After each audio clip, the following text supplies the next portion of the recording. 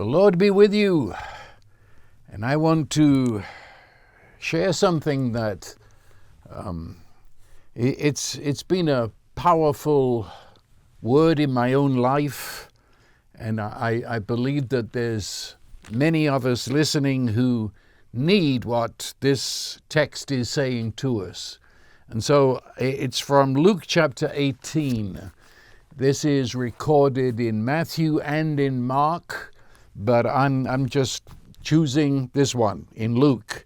In verse 35, as Jesus was approaching Jericho, a blind man was sitting by the road begging. And hearing the crowd going by, he began to inquire what this was. They told him that Jesus of Nazareth was passing by. And he called out, saying, "Jesus, Son of David, have mercy on me."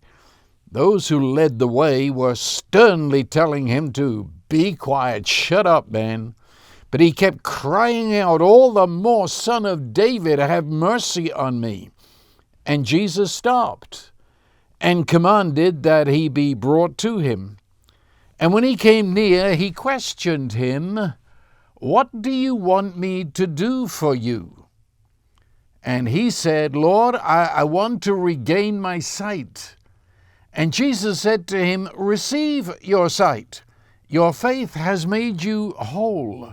Well, immediately he regained his sight, began following him, glorifying God. And when all the people saw it, they gave praise to God.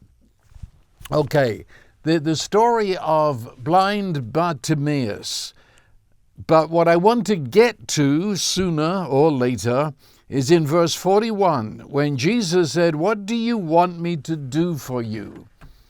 Get the picture here, although I think it's pretty obvious, that they are coming into Jericho. That is where the beggars had their, what shall I say, patch.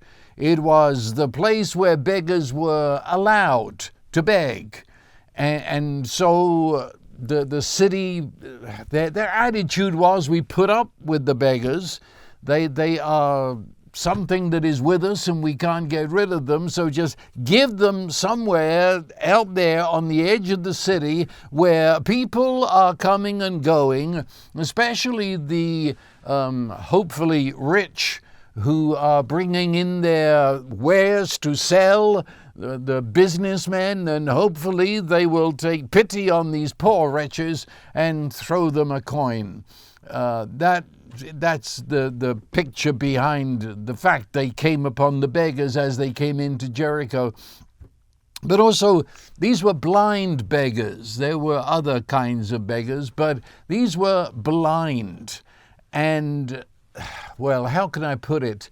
The blind were looked upon, first of all, as perfectly useless because they didn't give anything to the society of the city. They were just alive, and that's about it in the eyes of the people of that day. And so that's why they're dumped at the entrance to the city. They were a pathetic sight because every morning the blind would, I don't know how they did it, but they picked each other up somehow. And it was a sight that is recorded from those days where all the blind would be walking in a line, hands on the person's shoulder in front of them. And so the saying, the blind lead the blind. But they came somehow to their patch, and there they sat down. There was also the suggestion. It doesn't come out too strong, but you hear it even in the words of the disciples. The suggestion was that they had done something terribly wrong. At least maybe they had, and that's why they were blind. Or maybe their parents or grandparents. Do you remember when another situation altogether, but as they passed by this man born blind, the disciples said to Jesus, "Who sinned, this man or his parents?" That was the mentality of the people. Interestingly, that is still among a big section of Christian people today. But So already they're shamed. They're shamed as having no part in society, just sit there and hope for some charity. And on top of that, you're probably sitting there because you sinned or your parents sinned and the curse of God is on you. That's a Pharisee society for you. That they're sitting there, blind beggars, waiting for charity. And well, what is life? I mean, they're not going to get a continual flow of cash. And so there they sit in their patch. And interestingly, they wore a special coat. It was sort of their mark. It was their right to sit there and beg, the cloak they wore. And there they sat. And of course, the conversation between themselves was picked up from the conversations going on all around them. They sit there in their blindness and listen to what people are saying, listening sort of to the daily news just by overhearing conversations, discussing it among themselves. And what had happened in the last year for sure, maybe being Jericho, it might have happened a little earlier than that something was on the move. First of all, there'd been John the Baptist, and he had been preaching just up the road, just north on the river Jordan from where they sat. And so they'd certainly heard about John the Baptist and discussed him. And of course the questions, was he the Messiah? Was he the one promised? But then came the news of Jesus. Try and get inside the heads of these people, not only the beggars, but all the people of Jericho. It was a substantial city right on the River Jordan, and they would hear of the amazing miracles. They would hear signs, wonders, healings of everything. It trickled down. You know how it is, especially in a society where there's no internet, you see, or you depend, no radio, no television, you depend on word of mouth. And so every trader coming down on with his donkeys to trade in Jericho brought with him news. And everybody clusters around to hear the latest news. And the news, there was this man called Jesus, and he's healing even lepers. And the blind are seeing, and those that have never walked, the crippled are leaping and dancing, and on and on and on. Every trader brought his own news, brought down the latest thing he'd seen or heard. And then what this Jesus was saying, words of forgiveness, words of love, words that contradicted the religious Pharisees of the day. And the blind heard. I say again, sitting there in their patch, that's all they could do, is overhear the conversations of the passers-by, overhear the conversations of those who clustered on street corners to discuss this incredible that they've never heard or thought of before, such as they're hearing. And they listened, and they listened, and they talked among themselves.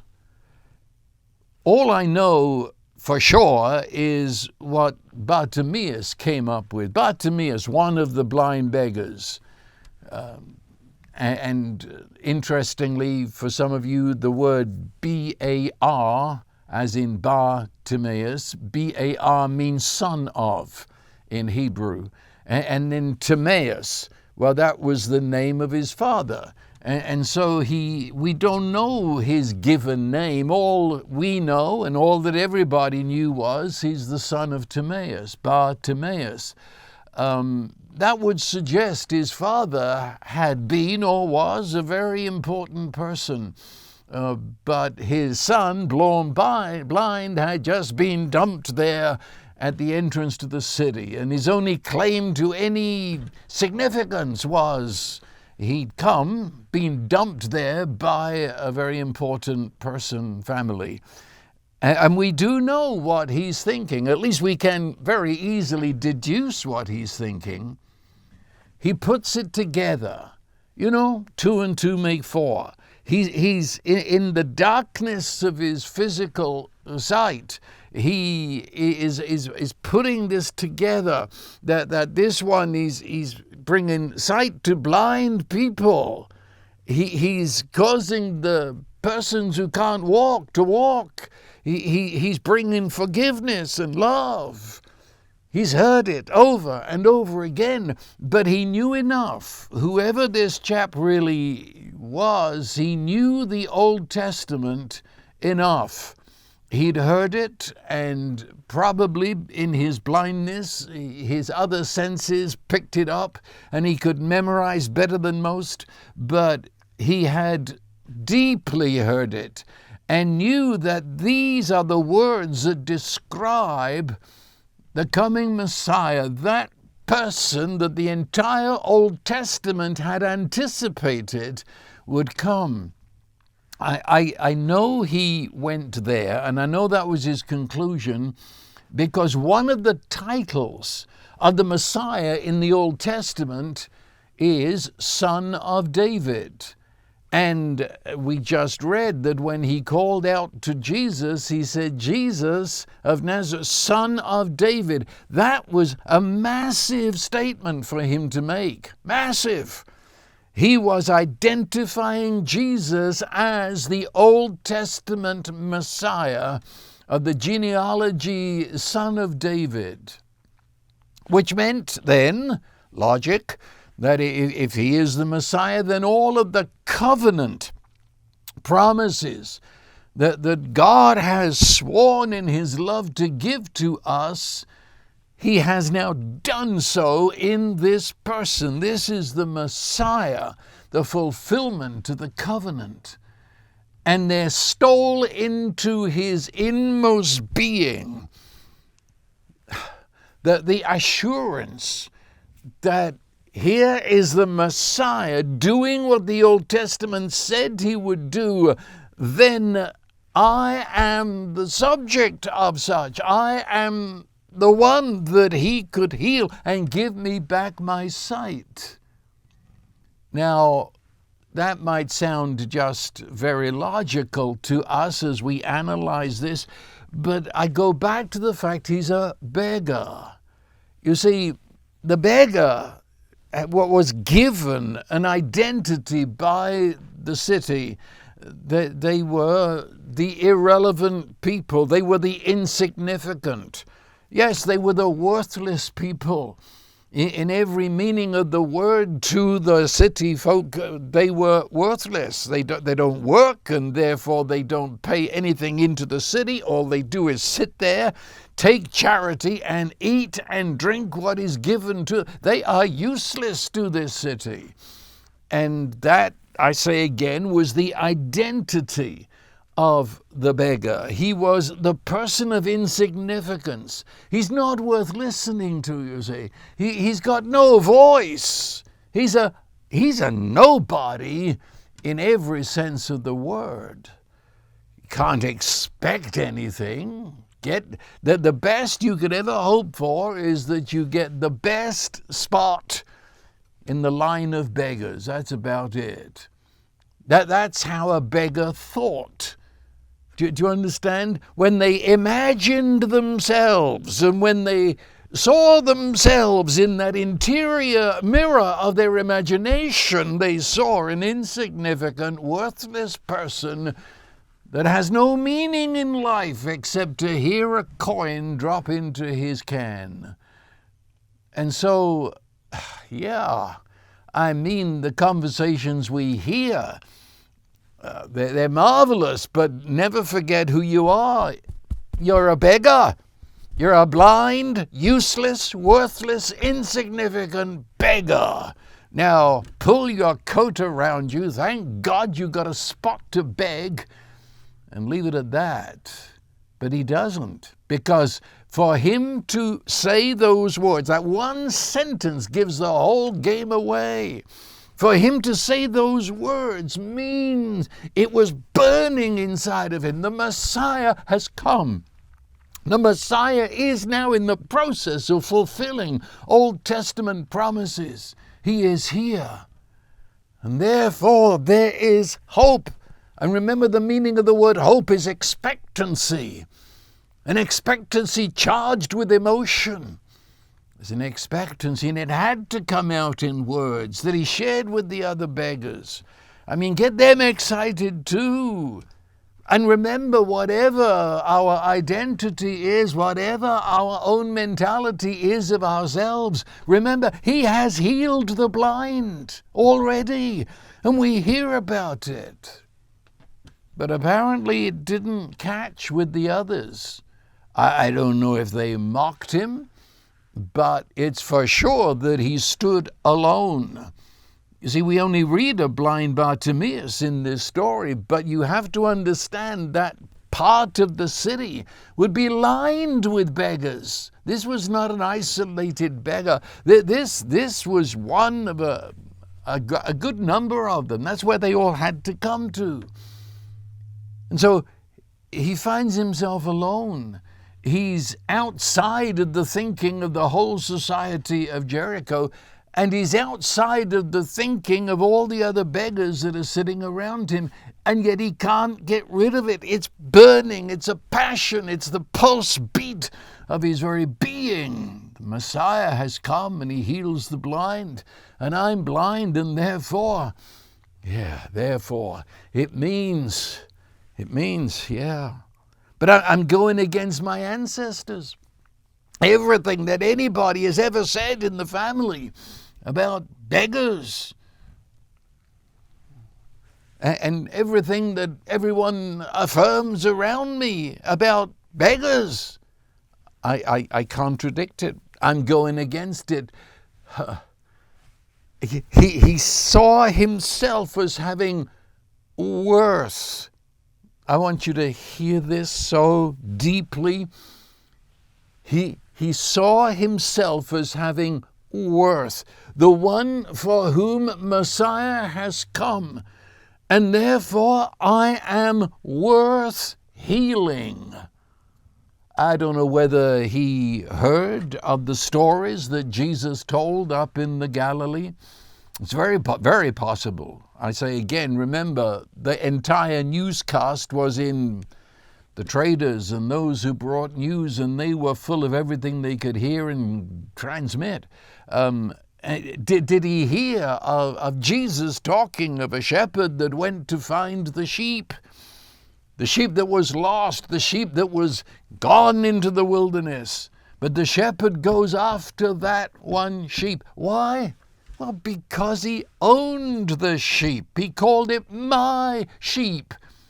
He was not going out there hunting wild animals. He was going searching specifically for his own sheep, even though it was a stupid sheep that had wandered away from the flock. But the shepherd saw that sheep as worth saving. Please understand that.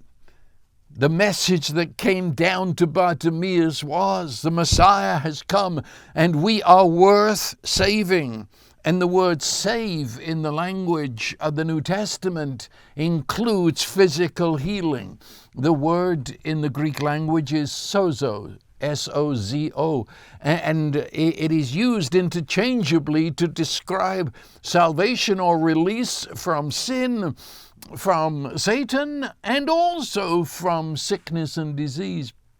It's the same word.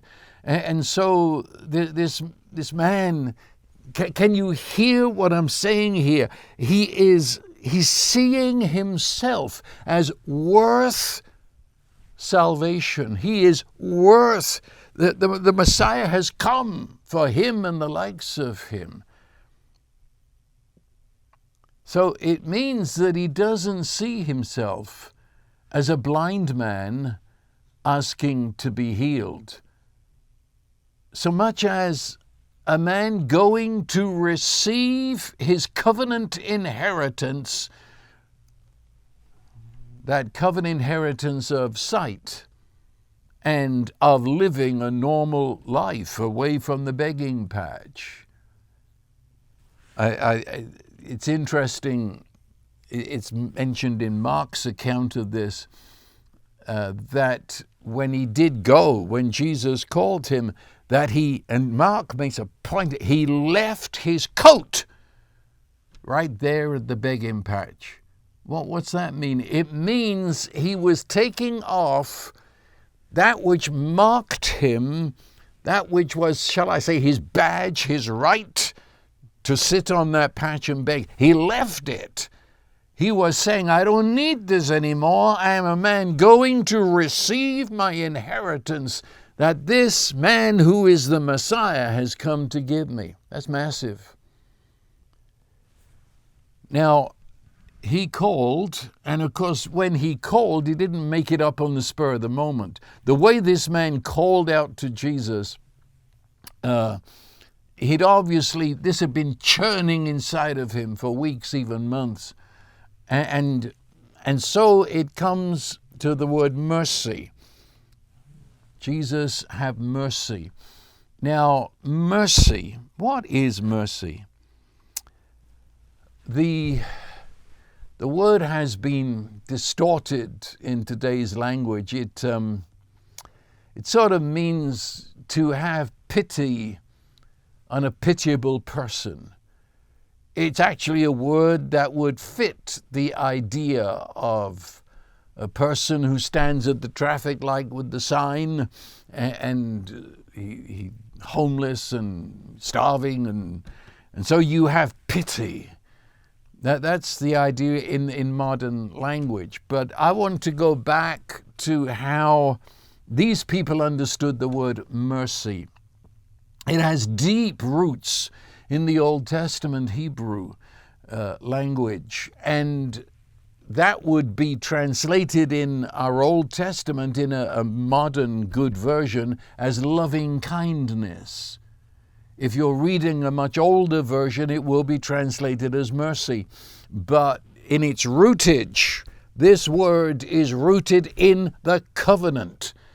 Mercy, right from the get-go, loving kindness is the word of covenant, which means that God is saying, I will bestow my love upon you throughout every day, and I do so swearing upon my own being that I will do so. That's the meaning of covenant. And so mercy, it means this loving kindness, this God keeping his love to us. It means his doing love in our lives. Not a theory, you see, not something you would learn in some theological place. No, this is in the kitchen. This is in the workplace. This is in my deepest self, where the love of God is being urgently given into my life. Loving kindness, the covenant of God being worked out in me day by day by day. And then also the word means compassion. And don't confuse that with sympathy. Sympathy is just feeling bad for someone and hurrying on your way. Compassion, it's to the word C-O-M, the Latin word here, compassion. In English, it's taken from Latin. And so C-O-M is with, passion. Well, do I have to explain passion? That is my with passion. I have come into your situation and I feel what you're feeling. I see what you're facing, and everything within me rises up to say, no, that shall not be. Compassion. That's this word mercy. Throughout the Old Testament, God is revealed as being the God of mercy. Merciful. But mercy then is an outray of the very being of God. You know what I mean? It's the isness of God. Or to put it this way, God does not merely have mercy. For anything you have can ebb and flow. I have a bottle of water here, and if I keep drinking it, then there won't be a bottle of water there. And then I'd refill it, and so there would be a bottle of water there, up and down, depending on the usage. Well, God's mercy isn't like that. It isn't that he can use it up, or it's a lot for this person, not so much for that. But no, mercy is the isness of God. When he said that his name is I am, mercy was included in that. It's the I amness of God. Or the word I've used many times on these programs is he owns his mercy. It's a living ray of creative light. This mercy comes forth from the God who is love. Well, compassion, mercy is an expression of love. It's the urgent movement of love. Have you noticed in the scripture, whenever it talks of compassion, it always says he was moved with compassion. It's an urgent movement, the being of God moving toward us, that his love might be fulfilled in us, done, kept in us, to unite us and bring us into the creating embrace of love and making us whole, to unite us to the life of God, which means health to our body and mind and emotions, as well as the life at our core spirit. It is love that is so into where we are that he is our provider, he is our protector. Releasing the love of God continually into our life, the mercy, the loving kindness, the compassion of God. So, now this is where you've got to hear carefully. If it's the being of God, it's who he is. So it isn't something that originates externally. You see what I mean? It's not something, well, I just said it. He doesn't have it. He is it. You see, if he has it, then he came from somewhere. No, this doesn't come from anywhere, for it is who God is, unchangeable. It means that whenever you meet him, this is who you meet. So, and this, you can't be good enough to receive mercy. Oh, that's tough. I thought at least there was some deserving. You can't. If it is the being of God, then my goodness does not make it happen. God is merciful. He is compassionate because that's the way he is. So your goodness has no control over it. You see, he owns it. You don't. You see, if your goodness could make God be merciful, then you would have a few stocks or something in his mercy. You'd have some control there. No, you don't. And of course, on the flip side, even if you're bad and rotten to the core, that does not repulse his mercy, because his mercy isn't because you're good, nor repulsed because you're bad. In fact, it's got nothing to do with that. This is both a threat and relief at the same time.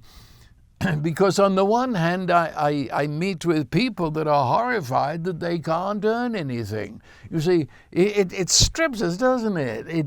It leaves you sort of speechless and open mouth. I can't do anything to make God love me because he's already in the process of loving me. And on the other hand, what a relief that however screwed up my life is, whatever the wickedness of my way, his mercy is strong and right in the middle of my darkness, standing with me. So mercy, this aspect of love, the isness of God inside your life, and it flows from him freely.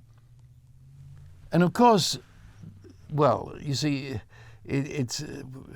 I was going to say beyond deserving, but deserving doesn't come into it.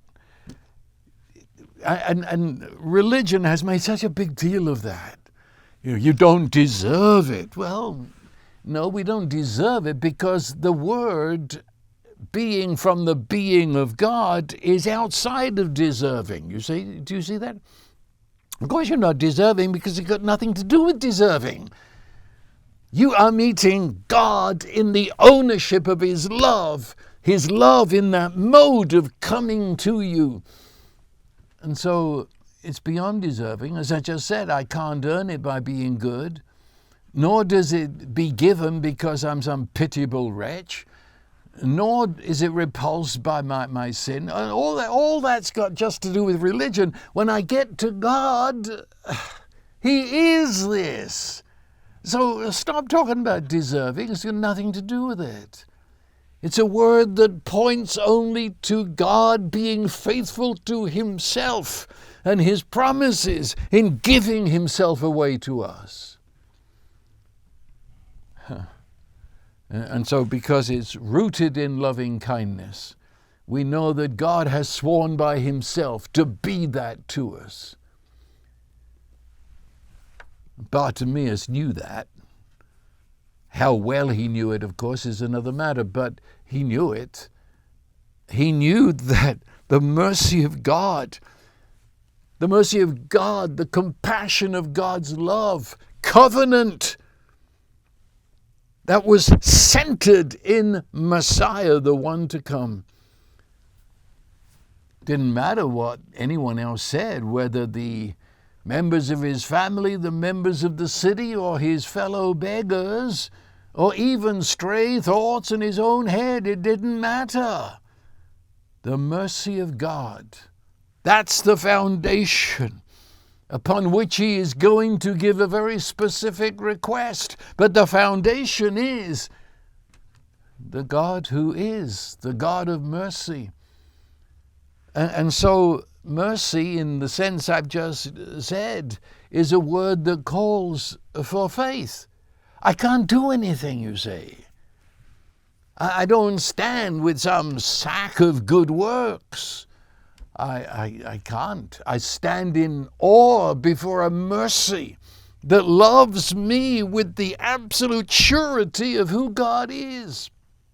So what do I do? What's my response is to trust him. That's it. Faith.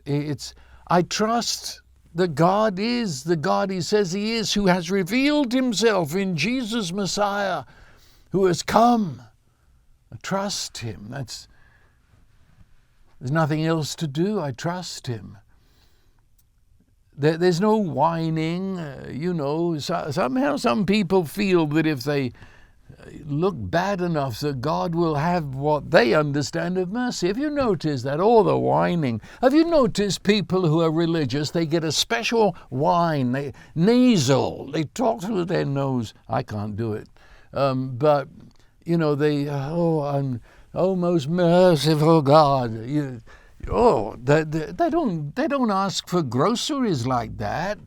They don't ask you to pass the salt like that, but when they go into church, they get this funny whine, and they grovel, and they recite their unworthiness, and they say, I'm no good, I'm a worm. Oh, quit it. Understand the beautiful, magnificent mercy of God, that God is merciful because God is mercy.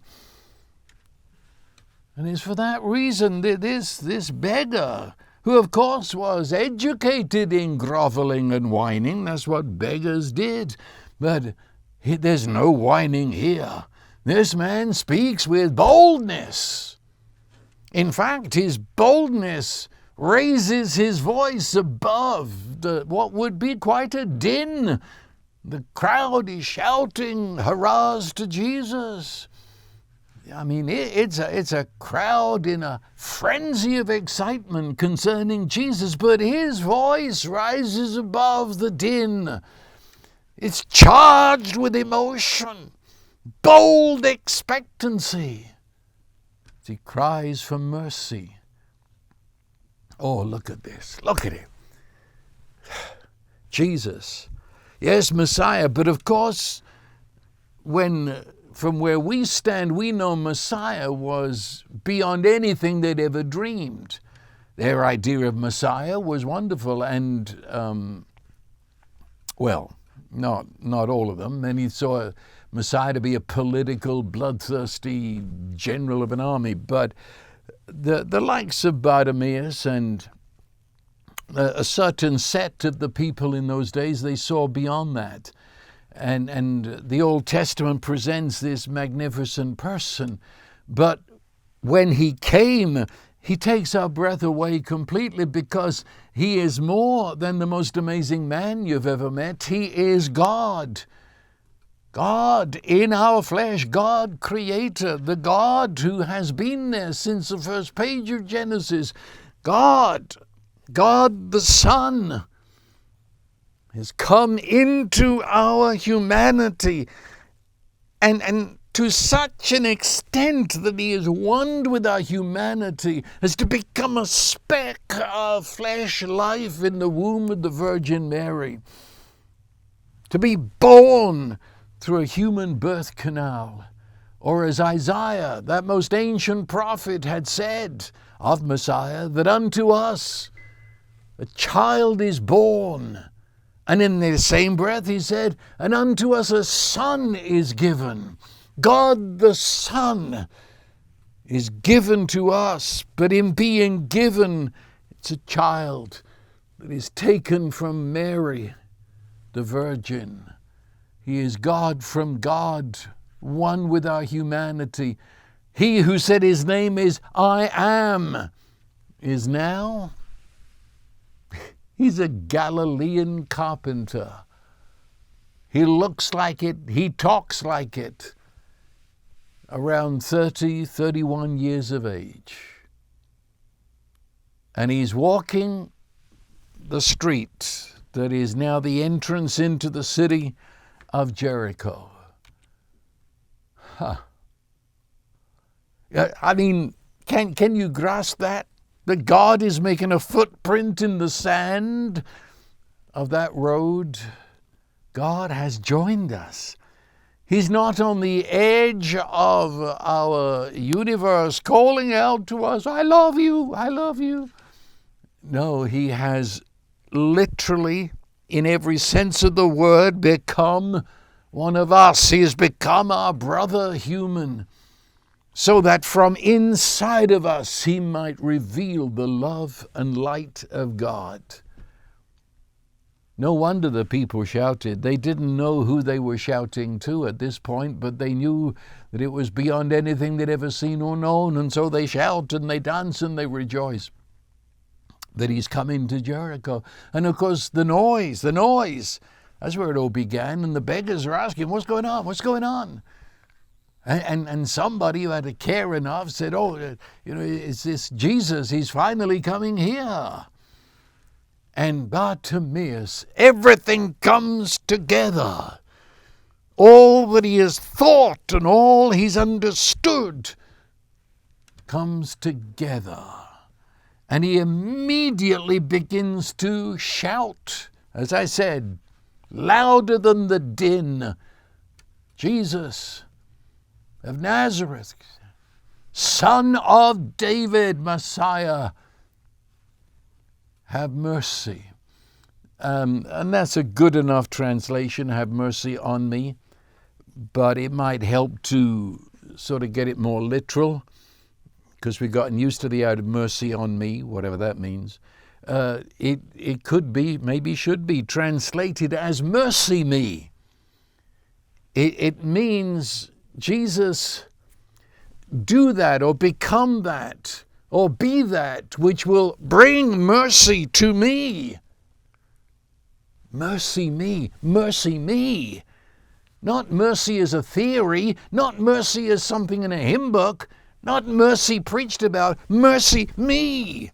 Let your mercy come into me. Let the mercy of God come through you, Jesus, and bring that mercy to me.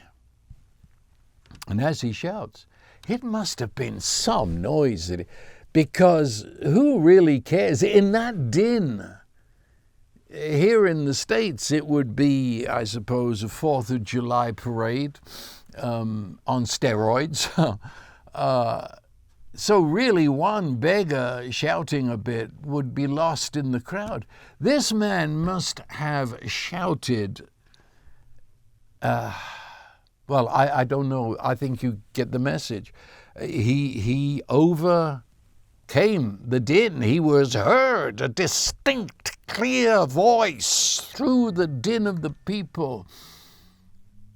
Jesus had, to the point where the organizers of the parade, I'm not sure who they might be.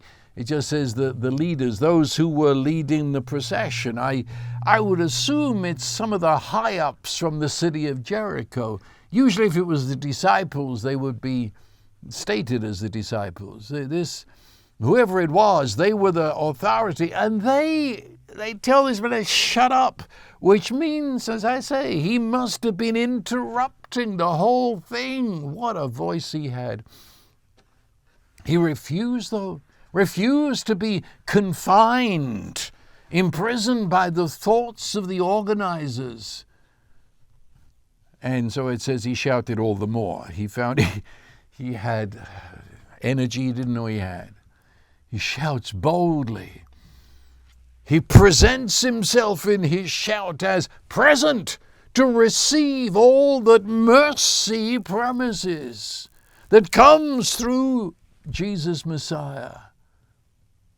He was saying to Jesus, in effect, whoever else you have come for, I know that you have come for me, and I'm here. I'm here. There's no timidity about this chap. He shouts with excited, expectant passion. He will be heard. And he cannot think of not being heard. Let this sink in. Just get the picture. He's responding to God's love initiative. God's initiative goes back to the beginning, that the love of God has continually from the beginning refused to let humankind go. And the love of God has been penetrating humankind from the beginning. And now the initiative of God has come to join us in the person of Jesus. So Bartimaeus is taking his initiative to respond to God's initiative. And he's calling for his mercy. Jesus stops. If you could imagine that, the whole crowd behind him backs up.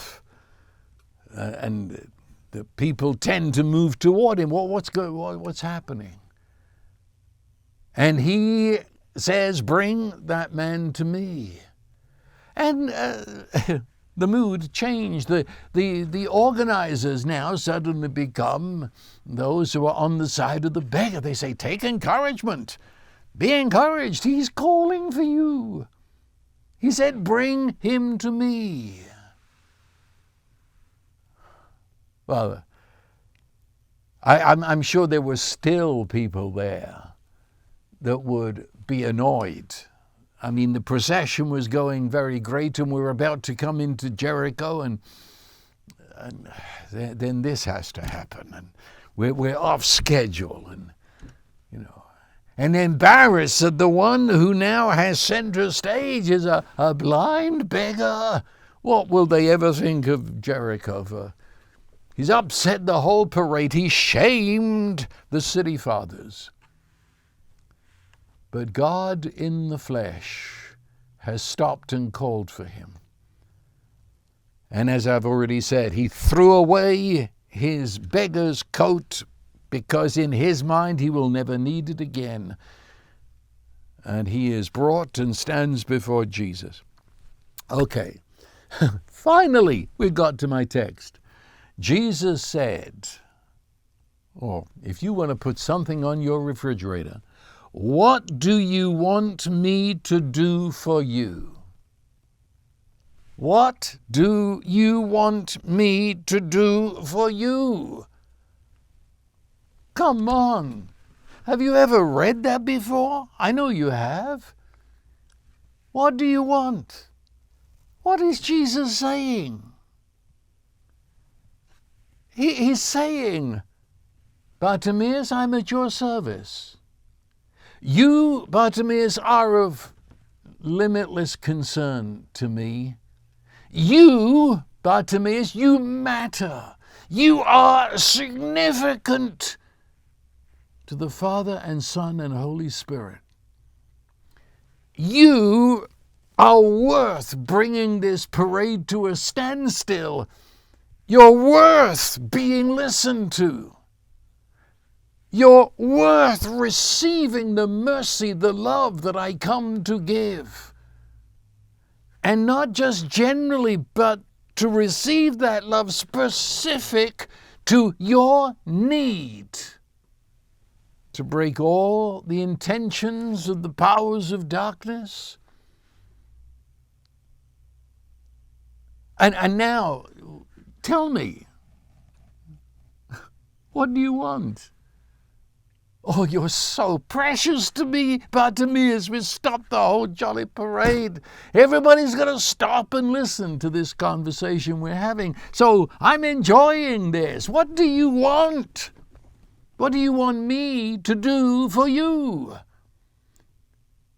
I want to hear it from your lips. I'm not going to assume I know. Oh, it's pretty obvious, but I'm not going to assume that. I need to hear from your lips. I choose to lay aside what I might know in order to hear from your heart, through your mind, through your emotions, through your voice box. What do you want? I want to hear from your lips how you see your need and exactly what do you want. Want. This is getting uncomfortable. For a moment there it was getting exciting, but now it gets uncomfortable. What do you want? Do you know what you want? Oh, I know you pray those prayers. You know, Lord bless everybody. Bless my husband, bless my wife, bless my children, bless everybody. Well, that's not what you want. That's so vague. It just could be a sort of bright cloud. What do you want? See, the word want is desire. Boy, that got roots down into emotions. But then want, that's an intention. I want that. That means it's got roots into your will, your core being. But it's also focused thought and determination. This is what I want. I can, at least within me, I can define this, and I desire it. I want it. I determine it. That's want. And then imagination is involved because you inevitably, by the time you'd get to this point, you have in your imagination seen that which you desire. What do you want? You probably got to live with that question for the next week. What do you want? See, we shy away from wanting. All we do. Especially Christians. In fact, I have found in many Christian places that what I want, what I desire, is looked upon as, well, let's say it, at best the flesh, maybe sin, pride. You're not supposed to want. Oh, come on. That means you mean the Pharisees were right? You mean that we're irrelevant to God? We're just these things that he sort of generally is nice to. This is God in the flesh. You want to know the will of God? Look at Jesus. He said, he that has seen me has seen the Father. And Jesus says, what do you want me to do for you? Why is it that we're afraid to want? See, want is specific. He'd been using the word mercy. That's the general expression of the urgent love. But now Jesus is saying, out of all that mercy would do for you, what specifically do you want?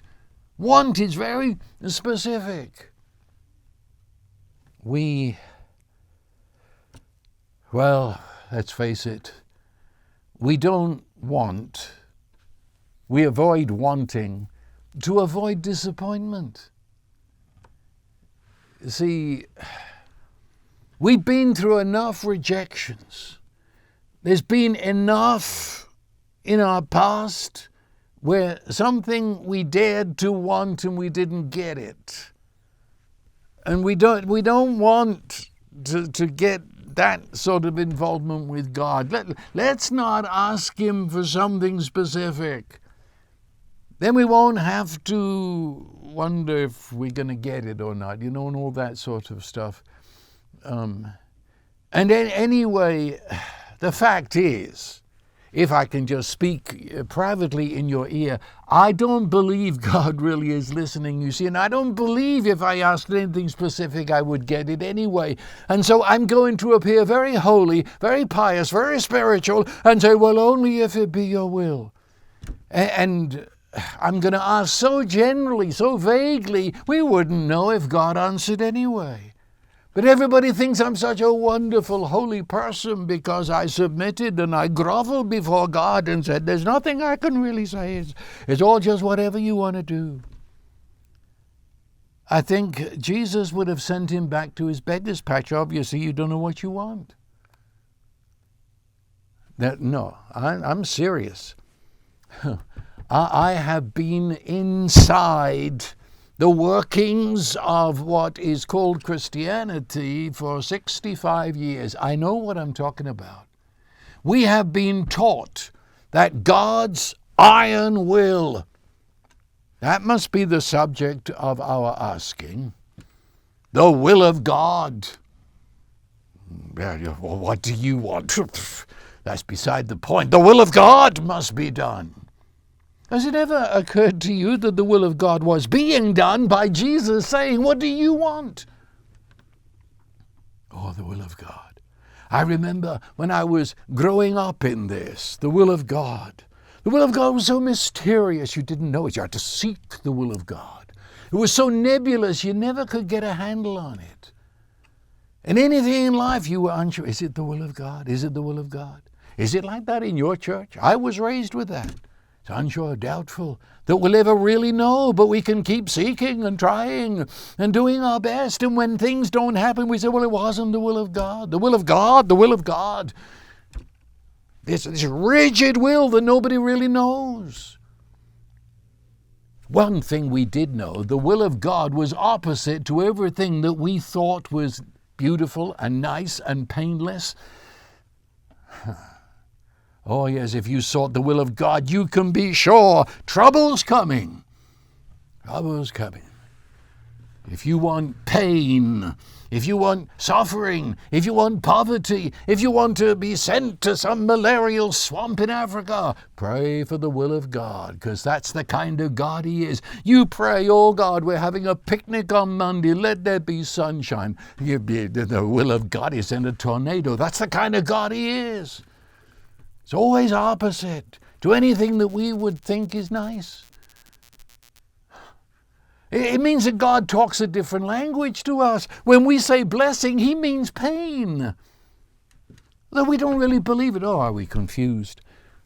I remember when I was briefly a pastor, and This lady we were praying, she said, well, what I have is my cross to bear. This sickness that I have, this is the will of God for me. And I went to visit the woman, and there beside her bed were all her medicines. I said, I see that you've got quite an array of tools to get out of the will of God.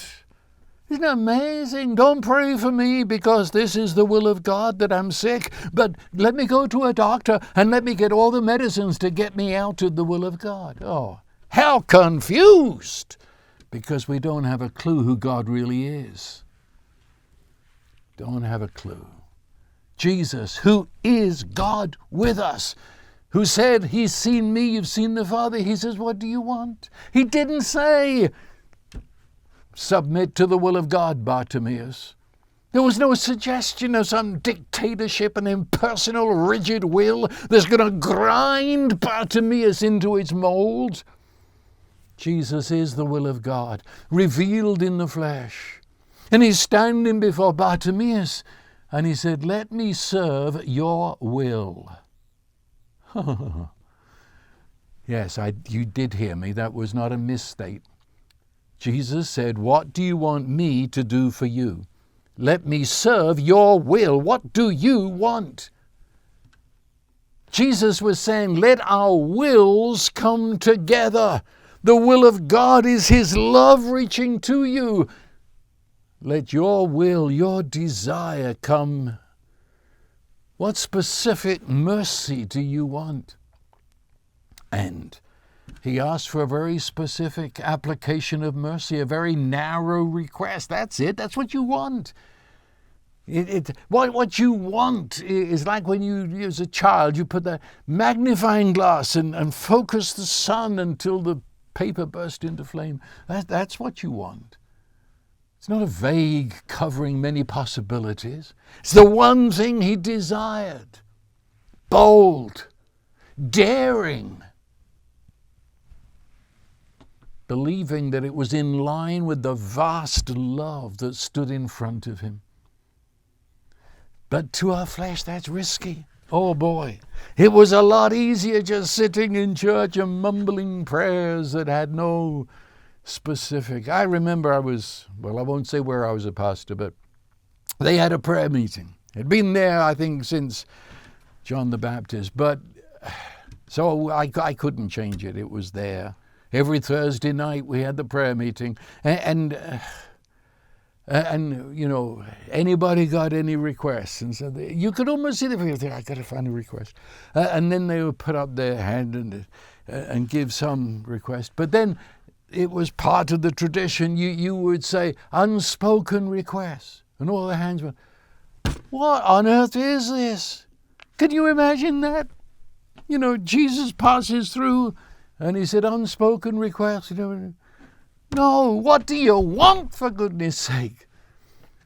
What do you want? But it's risky, you know. It might not be His will. He might not want to do it. I might be disappointed. I don't know if I'm worthy to ask. Now, the interesting thing is, Jesus identified all of this that's gone with Bartimaeus right up to this point. He calls it faith. He said, Bartimaeus, your faith has made you well. That is, you're reaching out and laying hold of the mercy of God and all that God wills for you in His promises. And in me, Jesus, the bold taking of all that pours forth from the being of God. Faith, it's taking that which the Spirit has urged me to want, laying hold of the gift that is given to me. Open my eyes to see the vastness of your gift, that you will that we want, to unite with your want to give. Right now, in the situation you are in, the loving kindness of God that is in Jesus, that is now beyond our story, is inside of you through the Holy Spirit. The loving kindness fills you, is all around you, fills your situation. Open your eyes to see it. And this situation you're in, filled with its unique needs, physical, material, emotional, mental, imaginations, all the opportunities, all the challenges, all the pressures, all the expectations, they're all churning around in this situation. And what do you want? He is with us. He is with us to be that answer, to make all things right. So I say, dare to ask. Dare. Dare to want. Risk to want. Be bold to want. Throw off the shackles of religion that have told you can't do that. Get rid of that timidity and groveling, which is not holy and not spiritual. It's the very reverse. You in Christ Jesus are exalted to participate in the creating of the rest of your life in accord with the gift of His love. Yes, you heard me. You are called to participate in the creating of the rest of your life, because the rest of Bartimaeus' life hung upon what do you want. And Bartimaeus participated in the love of God. That's where it's at. Well, there it is. We might pick up on this next week. We might. But for now, let this incoming week just let the Holy Spirit open up to show you what do you want, and to realize how little we've ever given in answer to that question. What do you want? And to recognize the love of God that delights to embrace our wants and to dance with us in life. And so now the blessing of God, who is almighty love, the Father, the Son, and the Holy Spirit.